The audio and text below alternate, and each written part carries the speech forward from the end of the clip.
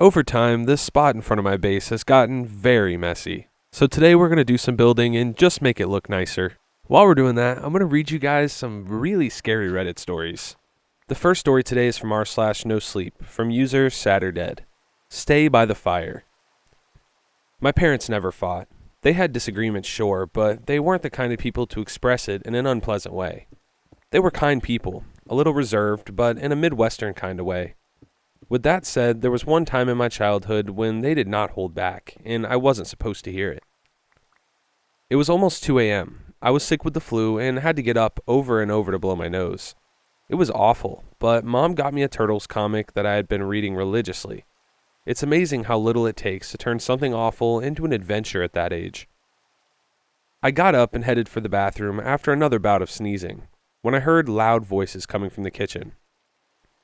It was unusual. I'd never heard them talk like that before. My dad just didn't get angry. "We can't pretend like nothing's going to happen," he said. "We can't send him out unprepared." "So you're suggesting we drop this on him? Here and now? You think it's better to have him live his entire life in fear?" "I think it's better for him to have a goddamn life to begin with." Dad was furious. His eyes were red. Had he been crying? Mom sat at the dinner table, covering her face with her hands.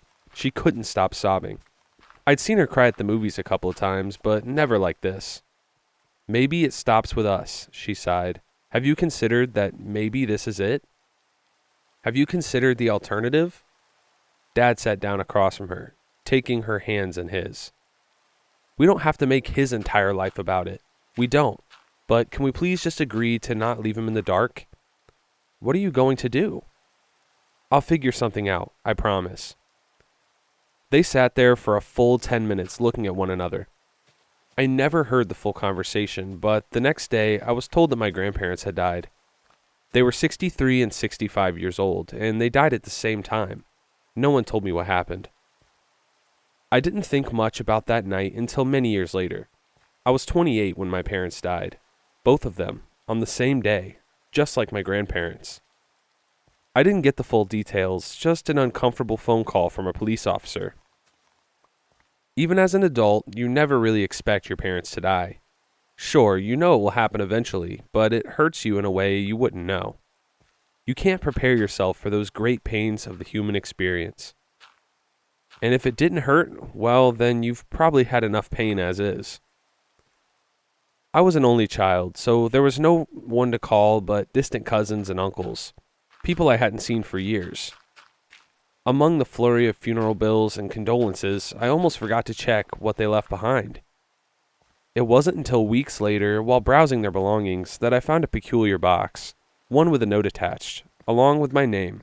It was my mother's handwriting. "Please read." I brought it into the kitchen and turned on the light. It was just a shoebox, but it was taped up well. I cut the side open and bent the cardboard, only to reveal a couple of papers, along with a handful of jars. "If you're reading this, we've passed on," one of the papers read. "If it happened before our time, chances are something did this to us, something we hoped would never happen. Chances are that this ends with us, but just to prepare you for the possibility that it doesn't, we want you to consider these steps when the time comes. 1. Light a fire. 2. Burn the myrrh. 3. Stay by the fire. You will know the day. Please don't go looking for it. It will be in plain sight. The myrrh is the sticky resin in one of the jars. There should be enough to last you for a night. The less you know, the better. We have prayed every night since you were born that this would not come to pass, but if it does, you must promise to be safe. Light a fire, burn the myrrh, and please, my most darling boy, stay by the fire." I didn't even notice my tears until they touched the paper. There was no doubt in my mind that my mom had written that. She always called me that, her most darling boy. Something in my mind brought me back to that one night when I was younger, where they sat by the table. If only I'd asked them about it. Over time, all their belongings were put into storage. I thought a lot about that letter and what day they talked about. I trusted I would know it when I saw it, but there was also that uneasy feeling that I was missing something.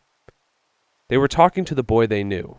The adult me was a completely different person. I might miss something that a younger me wouldn't. Then again, I didn't know. After a while, my paranoia faded into the background. I'd inherited my parents' house in the outskirts of a small town in rural South Dakota. I had a job at the local hardware store and made some extra money on the side shipping stuff online. It wasn't glamorous, and I knew for a fact that the delivery guy was getting tired dropping stuff off at my place, but everyone has to make a living. I still kept the myrrh in the living room, right next to the fireplace. I kept the note in a drawer. I knew the words by heart. Light a fire, burn the myrrh, stay by the fire. My darling boy. 4 years after my parents died, my life had a sense of normalcy to it. I was going out with a girl, and I was looking at getting a St. Bernard puppy. I'd looked one up from a local breeder and was getting everything ready for him. Life was pretty simple, but in a way, that suited me just fine. It was a Saturday in late April. The sun was setting, covering the horizon in a dusty red. I was charging my phone after falling asleep on the couch, watching a documentary. Woke up to a battery warning. It's fine to Netflix and chill, but don't get too comfortable or you might chill yourself all the way to a Sunday morning you didn't ask for. I had lunch with Annette the next day, which I was looking forward to. I'd already laid out my fancy shirt, ironed it and all. Then I heard something outside. "Hey," a voice called out, "I need to talk to you." I didn't get a lot of visitors, but I knew most folks around town. I opened the front door without a second thought. At first, I didn't understand what I was looking at. There was a woman there. She was a couple years older than me, but I'd seen her around town. I think she worked at the flower shop. They had those weird blue sunflowers in the window. I saw them every morning when I drove to work. She had these dark eyes and short curly hair. Her skin was about the same shade as the wood on her shotgun. Yeah, a shotgun. My eyes locked on the gun so hard it took me a skipped heartbeat to notice what else she'd brought. There was some debris on the ground. Something that looked like a smashed chair and sheets of plywood. Some kind of impromptu bonfire. She had this wild look on her face, and I could tell she was stressed. "This is the day, right?" she said. "This is it, isn't it?" "What day? What are you—" I took a moment to collect myself. "Why do you have a gun?" He told me to bring it. Bring the gun, meet up by the easternmost house, light the fire. Burn the myrrh, I added, and stay by the fire. "Myrrh?" she scoffed. "What do you mean, myrrh?" She lit the bonfire with a thwomp. Thwomp? What is a thwomp? She looked exhausted. She pulled out a camping chair from a backpack she'd brought and sat down, dropping a pack of marshmallows on the ground. I went inside and threw my firewood into the fireplace. My hand was shaking so bad I accidentally pinched a finger. Got a couple of splinters too. I just threw it all in there, spritzed some Firemaster on it, and lit a handful of matches. Another thwomp. The heat burned into my eyes, as if telling me to slow down. I grabbed a handful of myrrh from the jar and threw it into the fire. As I was about to close the jar when it slipped my hands. Trying to catch it just made it worse. I ended up spilling it all over my fancy lunch shirt. I've let out a squeal that the lady outside must have heard. She said something, but I couldn't hear what. I ended up opening the living room window, letting some of the smell out. Myrrh isn't very pleasant. It's like burning wet mushrooms. I had a clear view of her from here. "You all right in there?" she asked. "Just lit the fire," I said. "Drop something." "What was that about myrrh?" "They told me to burn it. They said that'll help." "So you weren't told to go here? You were told something else?" "I live here," I said. "They just said light a fire, burn the myrrh, and stay by the fire." Yeah, she nodded. "Bring a gun, go east, light the fire, stay by the fire." "You know what you're supposed to do with that thing? If your dad uses his final will to tell you to bring a shotgun, you bring a shotgun." "His will?" We took a step back and started from the beginning. Her name was Marilyn. She was 4 years older than me. Turns out, her dad died on the same day as my parents. In his will, he'd left something similar to what I got, but the instructions were slightly different. Marilyn had been told to bring a gun and to head to the easternmost house. There, she would light a fire and stay by it. There were a couple of things we had in common. Our parents were roughly the same age and from the same area. Vastly different lives and jobs, though. But the fact that her dad and my parents passed on the same day couldn't be a coincidence. I ended up sitting on the windowsill, 1 foot out the window. The flames in the fireplace flickered back and forth, licking away at the wood. The sun was almost completely gone, bathing the flat countryside in long, cutting shadows. I offered Marilyn to come inside, but she wasn't sure if that was allowed. She was supposed to light a fire and stay by it. It didn't say whether she could stay by someone else's fire. She wasn't taking any chances. I ended up sharing my experience with her. I told her about that night when I was a kid, watching my parents have their first real secret argument. Marilyn nodded, letting the shotgun rest on her lap. My dad did that too, she said, right after my grandmother passed. He was up all night talking to his brother on the phone. Never heard him talk like that before. Marilyn had a husband and 3 kids, but she didn't want to get them involved. She figured that whatever asked her to bring a shotgun to a stranger's house might be better left unspoken. Instead, we sat there, talking about some of the most unsettling memories of our loved ones. Marilyn was the first to state the obvious. I think someone killed him, she said, and I think it killed my grandmother too. Sounds like it, but why would it come for us? I don't know, she shrugged, but it didn't sound like it was supposed to come for our parents either, but it did. But why today? I asked. How'd you figure today was the day? She looked off into the distance as she pierced another marshmallow with a thin metal rod. The bonfire was as lively as ever, reaching high into the air. My dad used to sing me this song when I was a kid. You know, Bob Marley? Sure, yeah. 3 Little Birds. That was his favorite song. Sang it to me every night. Come hell and high water, he'd sing that song and tuck me in. I've heard every cover of that song, by every singer I can imagine, for as long as I can imagine it. And you know what I woke up to today? She raised the marshmallow to her eyes, inspecting it. It was burned, but still good. There were 3 dead little birds outside my doorstep. She looked up at me, the fire shimmering in her wet eyes. And I knew, I felt that cold, and I don't doubt for a second that today is that day. I looked back at my fire. I threw on a little more myrrh. I believed her. A couple of hours passed. I sat by the window trying to keep myself occupied. Marilyn was watching something on her phone. I took down a hip flask of whiskey from my liquor shelf. I'm not much of a drinker, but I figured it was as good of a day to start as any. Marilyn indulged in a vice of her own, lighting a cigarette. She'd quit about a decade ago when she had her first kid, but she figured tonight was a special kind of wrong. The kind that didn't really count. It was almost 9 p.m. when I looked up and noticed something in the distance. Far out, across the field, there was something bright. Looking a little closer, I could tell it was fire. I pointed it out to Marilyn. Looks like there's more of us, I said. You see who it is? I barely see the fire. You sure it ain't a car? Cars don't flicker. She rolled her eyes at me and got up. She took a few steps away from the fire and called out at the top of her lungs. Hey, she yelled. You staying by the fire? Someone called back from across the field. I didn't understand a word. Marilyn tried again, but slower. 1 word back, 1 syllable. It sounded like a yes. By 10 p.m., there were 2 more fires across the fields, making us 5 people in total. None of the others came to the house, and they all kept their distance from one another. Marilyn was rocking back and forth, trying to keep her eyes open. I could tell the worst stress had run its course, leaving her sleepy and warm.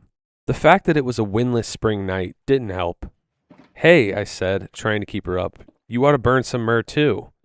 Huh? Why? She shook her head, trying to keep herself from going cross-eyed and nodding off. They were clear about burning it. There's got to be some reason for that. It smells like old cat, and not like a good kind of cat. You want some or not? She thought about it and nodded. She took a few steps closer. I put a couple of resin nuggets in a matchbox and tossed it over. She caught it and shook it, making it rattle. A shitty gift for the King of Kings. A what now? The King of Kings? Lord Jesus, my friend, you ain't read your Bible? I like my books with pictures. Myrrh was one of the gifts from the 3 wise men, she said, along with frankincense and gold. Gold? I scoffed. That's a tough act to follow. Yeah, she said, throwing some myrrh on her fire. It's symbolic. Gold for the king of earth, incense for the son of God, and myrrh, well, she threw on another nugget. That's embalming oil, a symbol of the mastery of death. I don't remember what time it was, but both Marilyn and I noticed someone calling out from across the field. We couldn't tell which fire it came from. Marilyn tried calling back, but we got no response. After a couple of seconds, I saw the distant flames erupt in a burst, only to die a second later. Marilyn got up, gripping her shotgun. Her camping chair fell over, but she didn't even look at it. Holy shit, she mumbled. Holy shit, you see that? The fire went out. He was right by it, she said, pointing. He was right by it, and it just... What happened? She tried calling out to them again. The words echoed across the field, but there was no response. Someone from another fire called back. I couldn't make out all the words, but I'm pretty sure I heard the last two. It's big. I crept inside and stayed by the fireplace. I threw some more firewood on for good measure, along with a few more nuggets of myrrh. There were sounds coming from the fields. Yells, screams perhaps. Another fire died close to midnight. Shortly after, I saw movement. Someone was running towards us. Marilyn was up on her feet with her shotgun at the ready. I could see a pale face running towards us, barely lit up by Marilyn's bonfire. It was a man, maybe 40, 45 years old. He was running at full speed, his eyes wide enough to look black. But there was another sound too. Something a gallop, but with a few hooves too many. As the man reached the ditch by the side of the road, something smacked into him. I saw his white t-shirt disappear into a bush. Seconds later, there was this sickening bone crunch, fractures popping like bubble wrap. A mangled corpse was thrown out of the bush like a napkin in the wind, leaving a trail of gore on my driveway. Marilyn's fire flickered. The embers recoiled, shrinking into themselves. We looked away for less than a second, but the moment we looked back, the man was gone. All that remained was a torn sleeve, blood, and a backpack. I don't know about you guys, but at this point, I'm not listening. So all right, hear me out. The parents that also had to go through something similar to this, they end up dying, and they get killed and die at the same time. So why would we listen to what they're telling us to do? If obviously they weren't successful, they didn't survive whatever happened to them. So I feel like it's in my best interest to, screw you. I'm leaving. I'm going wherever this hooved creature is not. Once the fire flared back up, Marilyn scanned the perimeter with her shotgun. There was nothing there. One more fire shone across the field, but they weren't answering. There was nothing moving out there, nothing to defend against. We were holding our breaths, trying to hear something. Anything. I don't know if it was my pulse or not, but I swear I could hear that galloping noise by the side of the house. 1, 2, 3, 4, 5. Break. That same pattern over and over. It was big, fast, and I could tell the limbs were of different sizes. Some came in immediate succession, others in staccato. Before I could say anything, I saw Marilyn grab a piece of wood from her fire. With it, she rushed out to get to the backpack. The moment she left the light, the galloping turned from a suspicion to an immediate threat. It was coming along the left side of the house. I screamed at Marilyn to get back, and she threw herself to the safety of the fire. As she did, something ran past. Okay, so I'm getting that the fire, it's an anti-sea bear circle. If you know, you know. It was much larger than a horse. It kicked up dust, and the edge of it smacked into the edge of my sedan. The whole car shifted 4 feet to the right, breaking the leftmost headlights. The thing just kept going, disappearing into the dark on the other side. I had crawled back into the living room and pressed myself against the fireplace, holding the jar of myrrh like it was cradling my own heart. I yelled at Marilyn through the window. "What the hell are you doing? It looked heavy, I don't know." She launched into a barrage of spits and screams. Just peeking out the window, I could see her hands shaking as she cradled her shotgun. It was only then that it dawned on me that she was holding it more like a crutch than a weapon. Maybe she'd never fired it before. She opened the backpack. There were a couple of items. A water bottle, a candy bar, along with a pack of cassette tapes. There was a player too, but the batteries had run out. There was a power cord attached to it, but there was no way to put power to that thing out there. We had no rope to pull it over to me, so Marilyn decided to throw it. If we got the tape player across, then we'd throw the tapes. Marilyn counted down from 3 and sent the player sailing. I was leaning halfway out the window when I caught it. It was heavier than anticipated and almost made me lose my balance. I had to grab the fireplace. A couple of inches to my left, and I would have burned my fingertips. We repeated the throw for the cassette tapes. They were all arranged in this sun-bleached plastic carrying case with a lock on it. The flimsy key was in there. I just had to turn it. This one was easier to throw, but we counted down nonetheless. Once I caught it, Marilyn had to do a little dance to get the tension out.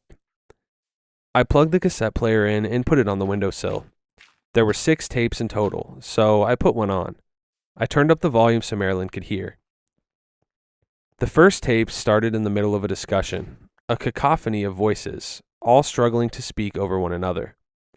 At first, one might have thought it was a brawl, but once you listened a little closer, you could tell it was a discussion. As the crowd settled, a single voice came through. "They all died on the same night," the voice boomed. "We lost family on one in the same night. Who cares if one lived 40 minutes longer than the other?" "We have to look at the data," said another. "Half of them died at the same time, the same minute. Everything past that has to mean something." "And what is that?" the first voice continued. "You think it's scared of fire? Of smoke?" "Everyone who stayed by a live fire lived, on average, 4 hours longer. 4 hours." The discussion crashed into another eruption of loud voices. I noticed Marilyn holding her hand in front of her mouth. I paused the tape as she shook her head. "That's Dad," she sobbed. "That's Dad on the tape." The discussion continued. The picture became clearer. This was our parents, holding some kind of meeting. From the way they talked, their parents, our grandparents, had recently died. From what we could understand, our grandparents had been working on something. Most of them were Stanford graduates, and they had been working on a kind of project back in the 70s. There were only a couple details, something about an echo, a telecom project, something that they tried throwing in the river. It had caused their death, all of them, and by various means. Our grandparents had let their children know, in no uncertain terms, that now it was coming for anyone even tangentially related. Our parents didn't know if they were next or not, but just in case they were, they wanted to figure it out, so they gathered what data they had. Marilyn found a couple of notes in the backpack. It summarized most of what was discussed in the tapes. Everything mentioned in the background or mumbled as an afterthought. It was all there. That and a couple of rules this other person had relied on. Find a field to the west. Don't say a word. Light a fire. Stay by the fire. The people on the tape had tried to summarize what was different about those who didn't die at exactly the same time. For example, one person had a gun in the house. That person had lived 20 minutes. Another had burned myrrh. That was another hour. One person was drunk, which gave them another 5 minutes. It seemed. Smoking cigarettes was another 4. But the most decisive factor was that of the living fire. All who stayed by a fire lived about 4 hours longer than those who didn't. But they didn't make it through the night. None of them did. From what I understood, our parents didn't want to leave things up to chance. A couple of folks who died had several factors at once. For example, one man who had a fire in the house but smoked cigarettes had died exactly the same time as those who didn't have a fire. It seemed a couple things might either be up to chance or there was some kind of correlating factor that we didn't see. So instead of telling everyone to do everything, our parents spread things out, hoping at least some of us might make it with just the right combination of factors. That's why we'd been getting different rules. They had no idea what the best course of action was. They had no idea what we were even facing. As the tape played out, Marilyn's dad chimed in one final time. "If that day comes, I'll be staying indoors, and I will light a fire. If that works, I'll tell my daughter to do the same. If it doesn't, I'll have her try something else when it's her turn, and I'll be gone." Then a new voice. "This could stop with us," the voice said. "I won't drag my darling boy into this unless absolutely necessary." "Mom?" Marilyn moved her chair so that she sat with her back toward the house. Her hands cramped around the shotgun. I could see her wince when she moved her fingers. We were looking at that spot of blood on the driveway. No one said anything. As the clock crept past 1 a.m., the last light across the field died. Marilyn checked her watch. 2 hours, she said. We're just 2 hours in. What? First one went around 11 p.m. It's just past 1 a.m. They said those by the fire live about 4 hours longer. What are you saying? I'm saying we'll be dead in 2 hours, unless we try something. She was right. I felt safe and cozy around the fireplace, but she was right. 4 hours, give or take, was the maximum that the fire could give us, at least if the data was correct. We might get a couple more minutes if we combine the other factors correctly. I threw some more myrrh on the fire. I kept playing tapes as Marilyn flipped through the man's notes. They eliminated a couple of factors and added a couple more. It seemed that a fire was the only answer. Electric light didn't seem to have any effect. Our parents weighed in on the things they were going to try. My parents did too. They were going to stay in their car and stay together. That's the way the police eventually found them. Marilyn's dad had stayed by a fireplace, much like mine. He said on the tape he'd be sitting in his rocking chair, playing music and smoking a cigarette. We didn't have an exact time of death, but he hadn't made it till dawn. It's not a solution, Marilyn recounted. The fire is not a solution. It's not a fix. It's not the whole story, but it gives us time, right? Time for what? What can we do? We can try something, or at least write it all down. If we don't make it, don't you want your family to know what happened? Marilyn's face turned ashen. She hadn't even considered that. Then again, if the tapes were anything to abide by, it was better not to know. Apparently, some folks who were completely left out of the loop were left unscathed. Maybe that's what our parents had hoped for us. Maybe, by letting us in on the secret, they accidentally pulled us into it. As Marilyn started writing something, I pulled out a couple of papers from a drawer. My hands shivered as I wrote down every factor I could think of. I started with the man who came running. He left his fire. That much was true. But there had to be a reason for that. Maybe it was about to go out? Is there anything else in that backpack? I asked. A lighter, wood, anything for a fire? I don't know. Marilyn wasn't paying attention. She was sniffling and writing something on a note, leaning it against her thigh. The pen kept pushing through the paper, and I could tell she was getting frustrated. Finally, she balled the paper up and threw it into the fire. She let out a scream, kicking dust into thin air. When she turned to me, something in her face changed. The backpack? I repeated. Can you check it? She nodded. There was a lighter and a handful of what looked like wool. Cross-checking the notes, it seemed that wool was one of the deciding factors. All who had worn some kind of wool fabric had survived for another 10 minutes. Marilyn was just wearing a blazer, while I was wearing a plain white cotton blend tee. What if we add it all up? Marilyn asked. Won't that be enough time? Someone in the meeting tried that, I said. It's right there, 4 minutes in. They said they'd do it.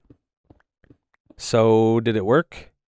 Do you think they'd let us all die if it did? She shook her head. Of course they wouldn't.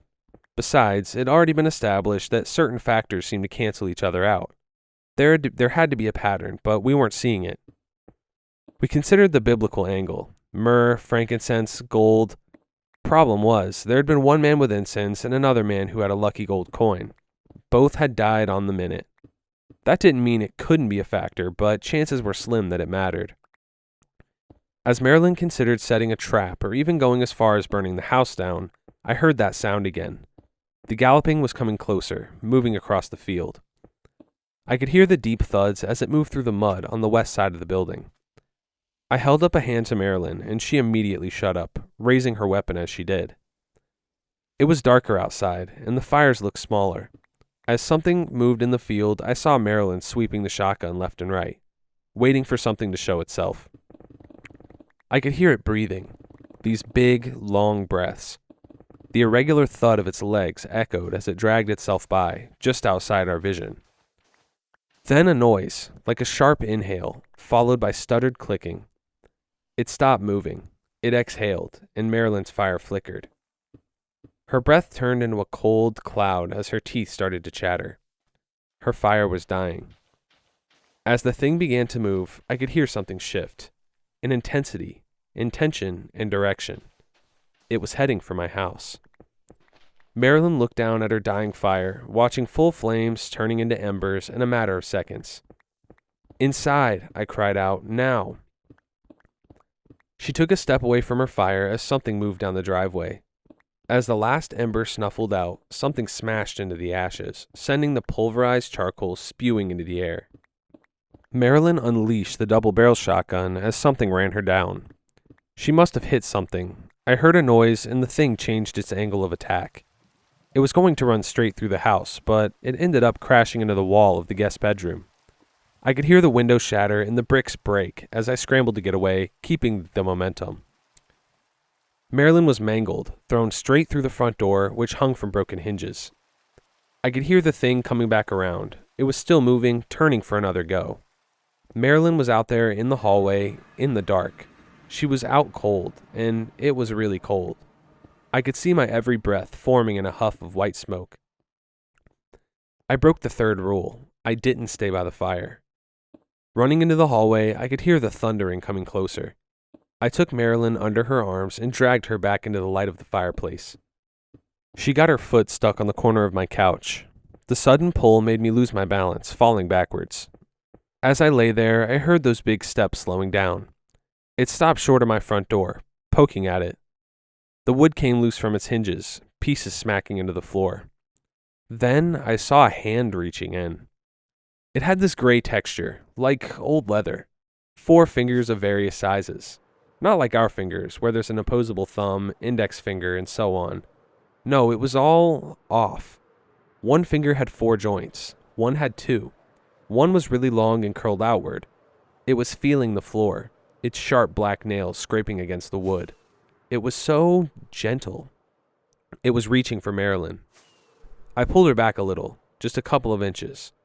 That was enough for the hand to retract, all without a sound. I moved back toward the fire, throwing some more myrrh on it. Marilyn's eyes were open, but I could tell she was concussed. Her right arm was broken, but she didn't seem to notice. I had to call for help. I don't know what I would say, but I had to try. Picking up my phone, I input my password and stopped. There was a black square blocking most of the screen, and it started making this awful high-pitched sound. I dropped my phone, cracking the screen. Marilyn rolled her eyes at me. Point 4, she mumbled. Those, on phone, died. I blinked. It took me a moment to realize she was talking about the notes from the tapes. People who had called for help didn't survive as long as those who didn't. Was that a factor? The fire flickered. I could only stay by the fire if there was a fire to stay by. Time was running out. As the flames shrunk, I tried to put on more firewood. It didn't work. The flames weren't biting anymore. I tried putting on more fire starter, emptying half the bottle and spraying my fancy shirt with a handful on it, but nothing worked. It's like the fire wasn't hungry anymore. It stopped trying. I pulled Marilyn next to me, closer to the fire. Her eyes couldn't focus, and she was barely breathing. If she held her head at the right angle, there was less bleeding. It kills the fire, I mumbled. It kills it. Making more. I tried. Using my matches, I tried setting the frills of the carpet on fire. Then one of the chairs, the curtains, nothing worked. It's like the fire forgot what it was supposed to be doing. Like it wasn't even fire anymore. It just looked the part. I was panicking. I went through every possibility in my head as the fireplace slowed to embers. Maybe it wasn't about what they weren't doing. Maybe it was about what they were doing. They all had heartbeats and pulses. They'd all had dinner. Maybe they all had something to drink. What if that was the answer? Maybe, what if it was not about doing something, but abstaining from something? Why had no one suggested that? My mind was racing as I smacked the firewood around with a poker. Come on. The thumping returned, slower this time, deliberate. And within a minute, something heavy stepped down on my broken front door, making the wood crackle under immense pressure. It got dark as the embers cooled. I held Marilyn close. Something reached out, and a 6-jointed finger wrapped around her foot. She mumbled something as I pulled her away, out of its loose grip. It barely fought me. I had a couple more matches, but I didn't know what else to do. I pushed Marilyn behind me, stood up, and took a deep breath. Maybe a little light would be enough. Don't worry, Marilyn mumbled, about a thing. Mom's most darling boy lit the matches. It had gray leather skin. It was so big it barely fit through the door. There were limbs, but different sizes. It's like something that forgot what people were supposed to look like and how big we were supposed to be. The eyes didn't look right. They were aligned to the sides, like a horse or a frog. They were big, too big. So big I thought they'd pop out of their sockets. I couldn't even see all of it as it moved. Maybe that head wasn't the head. Maybe the arm wasn't the arm, but something like a mouth opened an inch closer, and its teeth were dripping with a charcoal ichor. The matches slipped out of my hand. All fight ran out of me. I'll be the first to admit I would have given away anything and everything at that moment. I just wanted to live.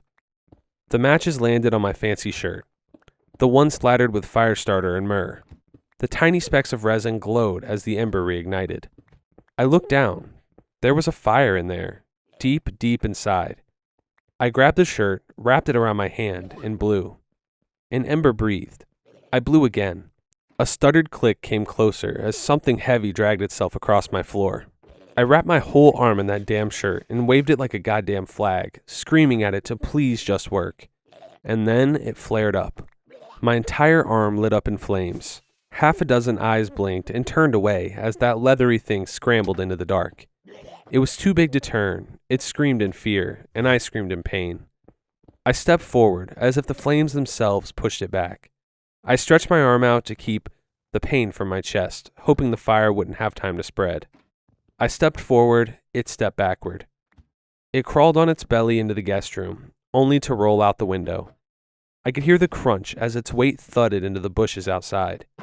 Seconds later, the galloping began anew, heading for the fields. I ripped away the shirt and stomped it out. I was burned all the way up to my shoulder. I fell to my knees as I noticed the cracked screen on my phone light up. The black square was gone. I could call for help. I tried to explain it all as a home invasion gone wrong. I wanted to say exactly what it was, but Marilyn recommended against it. After all, this thing tended to attack people who knew about it, according to what we'd learned. It was better to keep quiet, safer. We made it through that night, albeit with burns and a severe concussion. Marilyn also caught a compound fracture in her arm. Then again, that's a small price to pay considering the alternative. We've met a couple of times since. We've written up what we know in a way that we can present to children of our own in case of our sudden death. After all, who's to say this thing won't return? We don't know the rules. No one does for certain. I did look up a couple of children of other people who attended that meeting. Some died that night. Others were fine. It seemed that all are not treated equal. There are factors we have yet to understand. In the end, I stayed by the fire. Any fire. Even if I had to become the damn fire. I don't think that's what my parents wanted me to do, but in the end, it comes down to what gets you through the night. Sometimes we don't have the luxury of walking the straight and narrow. Sometimes we have to burn. I haven't had another day like that since. I reckon I never will, but if that day comes and I see 3 dead little birds outside my doorstep, I'll know what to do. I'll be Mom's most darling boy, and I'll stay by the fire. I really don't know what to make of that story. I guess it was some type of generational curse that if you know about it, it's going to come get you. But then again, there were other people who didn't know about it, and it still went to get them. That one was complicated, but it was really good. The next story today is from r/scary stories from user Jackson Luna. I think my wife changed the lock while I was at work. The key won't turn. I jiggle it again. The familiar brass cool against my fingers. Click. Nothing. Just resistance where there should be the easy slide of the deadbolt. I've used this key 1,000 times, and right now, groceries in one arm, briefcase tucked tight, half asleep after a long day at work, I'm not amused. Emily? I call, giving the solid oak door a knock. Hey, the lock's being weird. Did you deadbolt it? Funny again? Silence from within. I peer through the narrow, leaded glass window beside the door. Emily's standing in the hall, frozen halfway between the living room and the kitchen. She isn't moving toward the door. She's staring at me. Her face is bone white, her eyes wide and unblinking, fixed on mine through the distorted glass. She looks like she's seen a ghost. Emily, what's wrong? I knock harder, a flicker of unease tightening in my chest. Emily, hey, are you okay? Let me in, please.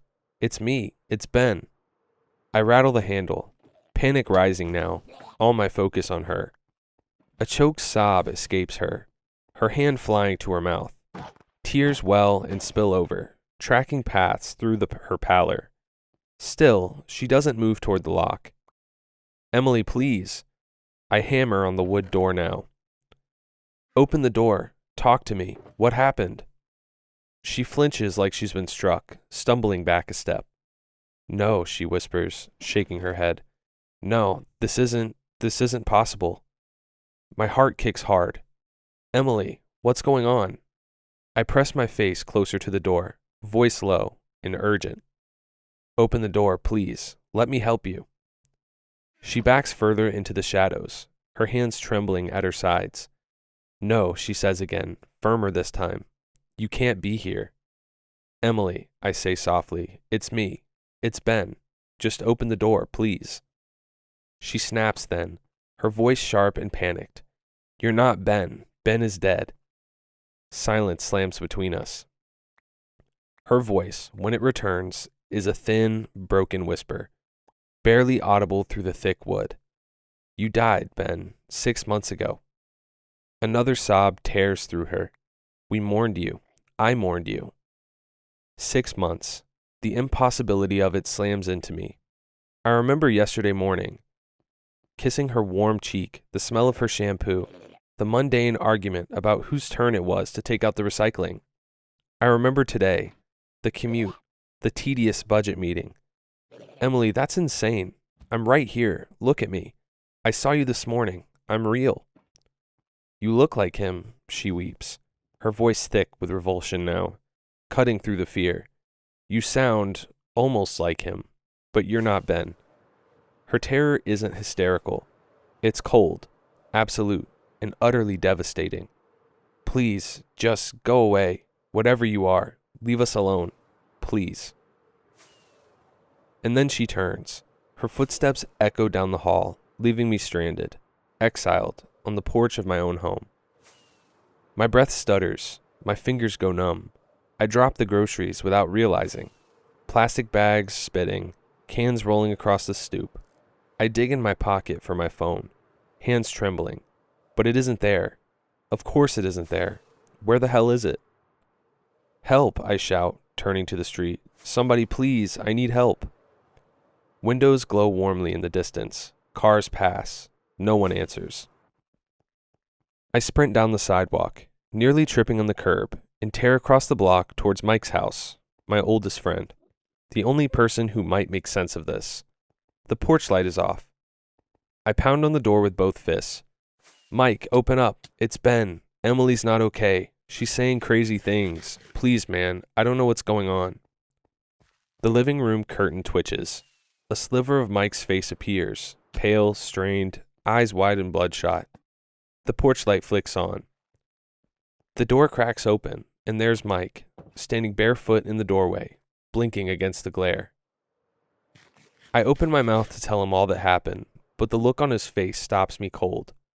It isn't confusion. It isn't disbelief. It's pure, unadulterated horror, the same look Emily wore. He sees me, his lips press into a thin, bloodless line, and the door snaps shut. Mike, don't do this, I roar, slamming my fist against the wood. It's me. His voice, shrill with panic, comes from an upstairs window. Stay away. I'm calling them. I'm calling the police. Get off my property. The window slams shut. That's when I hear the sirens, faint at first, then rising into a full, shrieking wail that floods the street. Red and blue lights strobe across the trees, the houses, my face. 2 cruisers skid to a stop, blocking my car. The officers step out, hands hovering near their holsters, every movement cautious and controlled. Sir, step away from the door, hands where I can see them, the female officer shouts. Relief crashes again into panic. Officers, thank God, my wife, Emily, our house is right there. She locked me out, changed the locks. She's having a breakdown. And Mike here, I gesture wildly at the house. He won't listen. Something's terribly wrong. Please help her. She's alone and terrified. The male officer, younger, keeps his laser focus on me.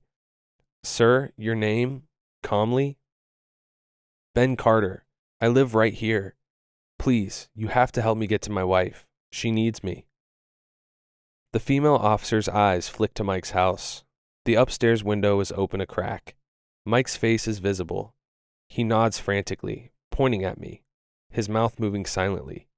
Him. That's him. Mr. Carter, the female officer says, her voice losing none of its edge. You need to calm down. You're causing a disturbance. You're trespassing and causing distress. Trespassing? He's my best friend. My wife needs help. Check your files. Call it in. I'm Ben Carter. My voice is raw, rising uncontrollably. The frustration, the fear, the sheer impossibility of it all boils over. I take an involuntary step toward her, hands gesturing wildly. Sir, step back, both officers shout in unison. The male officer draws his taser, not aiming, but holding it ready. Hands behind your back, now. No, listen to me, I yell, the world narrowing to the flashing lights, their rigid faces, Mike's terrified eyes in the window. I don't resist, but my body is taut wire, vibrating with frantic energy, my words tumbling out in a desperate, incoherent stream. She's my wife. The locks are new. 6 months is crazy. I was here yesterday. Mike, tell them it's me. Place your hands behind your back, sir. The female officer moves fast, her grip firm on my wrist. The cold, hard click of the cuffs is a shock, an absolute, surreal finality that cuts through my panic. I don't fight, but my body trembles violently. You're under arrest for trespassing and disorderly conduct. You have the right to remain silent. The words blur. I'm guided firmly, my protest dissolving into choked gasps, into the back of the cruiser. Through the cage, I can see Mike finally open the front door, talking rapidly to another officer, gesturing at me, his face still etched with pure fear. Neighbors watch from darkened windows. The station is a blur of harsh fluorescence and muffled sound. Processing passes in a haze, fingerprints pressed into the cold scanner. The sharp tang of metal in the holding cell where they leave me, just for now. Then the door clanks shut, and silence rushes in. Panic fades, leaving behind a hollow cold that settles deep in my bones, trembling just beneath the skin. They call it trespassing, disorderly conduct. Said Emily locked me out, said Mike was terrified. The words circled in my head. Finally, the door opens. A detective enters. He pulls up a chair. Mr. Carter, he begins, voice calm, flat. Benjamin Carter, that's the name you gave. He opens the folder. Yes, that's me. Please help. I have no idea what's going on. Please, I'm begging you. Who are you? Ben Carter, I repeat. Drop the act. Who are you? Please. Sir, there's no use in lying to me. We ran your prints. He slides a printout toward me. It shows 2 sets of fingerprints. One clearly labeled from the scanner moments ago. The other, these, he says, tapping the second set, are the prints on file for Benjamin James Carter. From his driver's license application, military records, his entire life. He looks at me, gaze steady. They don't match. What? The denial slips out, weak and automatic. That's impossible. Your machine. The machine is fine, he says, his voice flat. Your prints do not match the prints of Benjamin Carter. He slides another paper from the folder. A death certificate. Benjamin James Carter. Date of death, March 12th, 6 months ago.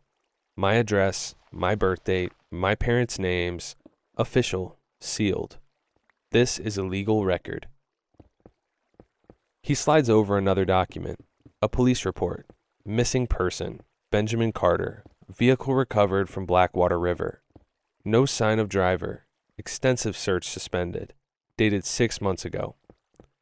Then a final sheet. A property report. Complaint from Emily Carter. Subject reports repeated attempts by unknown male impersonating deceased husband to gain entry to residence. Locks changed on date 3 months ago. Security system installed, date last month. Subject described impersonator as identical to deceased spouse in appearance and voice, causing extreme distress. He closes the folder slowly. Your prints don't match Benjamin Carter's. Benjamin Carter is legally dead. His widow reports someone matching your exact description has been terrorizing her for months, trying to get into the home you claim is yours. He leans forward slightly, his voice quiet, filled with a terrible, chilling certainty. So, I need you to tell me, who are you, and why are you doing this to that poor woman? The detective's words hang in the air like frozen poison. Prints don't match, legally dead, terrorizing her.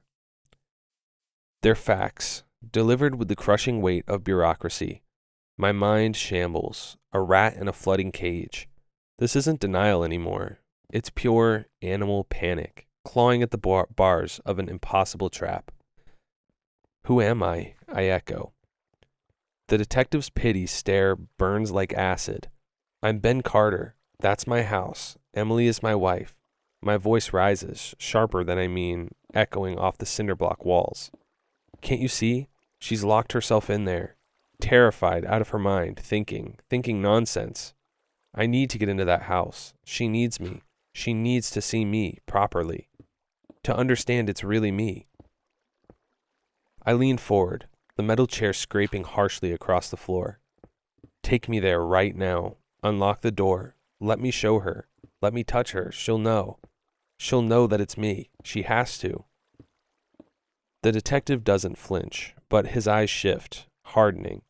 That look isn't suspicion anymore. It's something colder, more cautious, like he's watching a dangerous animal pace inside a cage.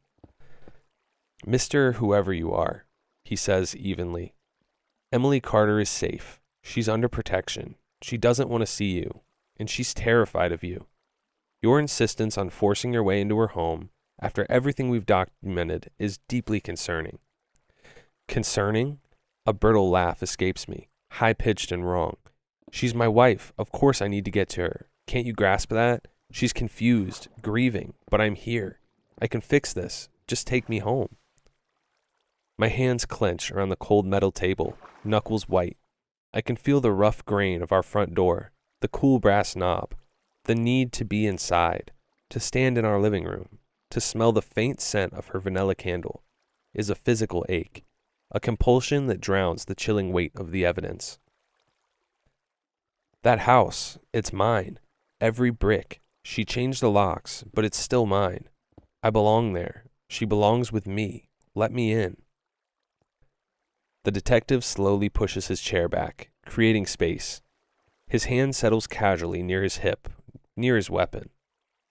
As I lean further, pleading, my sleeve rides up slightly. My hand brushes against my temple, pushing back a strand of hair damp with nervous sweat, and I feel it. Not the familiar texture of my own hair. It feels wrong.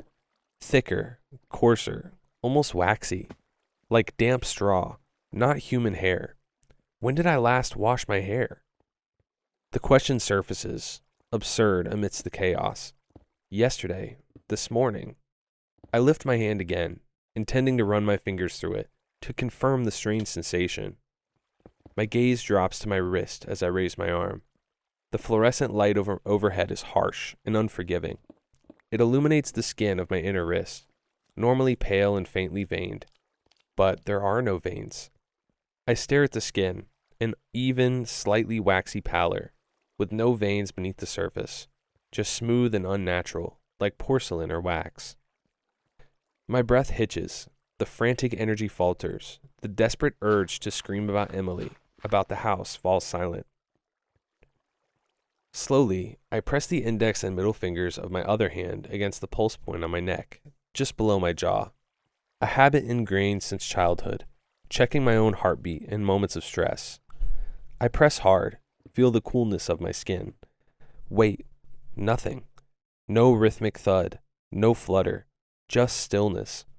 Profound, absolute stillness beneath the slightly waxy surface. I imagine it, but my fingers feel only the unyielding firmness of flesh. No beat, no life. The crushing weight of the evidence, the prints, the death certificate, Emily's terror, Mike's horror, and no pulse. My hand drops from my neck as if burned. I look down at my other wrist again. Sir, the detective says, cautious now, but the edge of suspicion deepens into something else. Something closer to the fear I saw in Emily's eyes. What is it? I can't answer. The words, "She is my wife," die on my tongue, hollow and meaningless. The desperate urge to get into that house curdles into something obscene, parasitic, as I slowly realize I'm the parasite. The house isn't mine. Emily isn't mine. They belong to Benjamin Carter, the man whose skin I wear. I look up to the detective, cold resolve blooming in me. I am Ben Carter, and I am going home, one way or another. Yeah, guys, this story honestly sounds like a fever dream. Like, this dude all of a sudden is just not recognized by his wife, his neighbor. Like, they're all just kind of like, you shouldn't be here. So that's a wild one. Anyways, that's all the scary Reddit stories in Minecraft I have for you today. If you like today's video, I upload them every single day. Hit the like button and subscribe, and I'll see you tomorrow. Peace.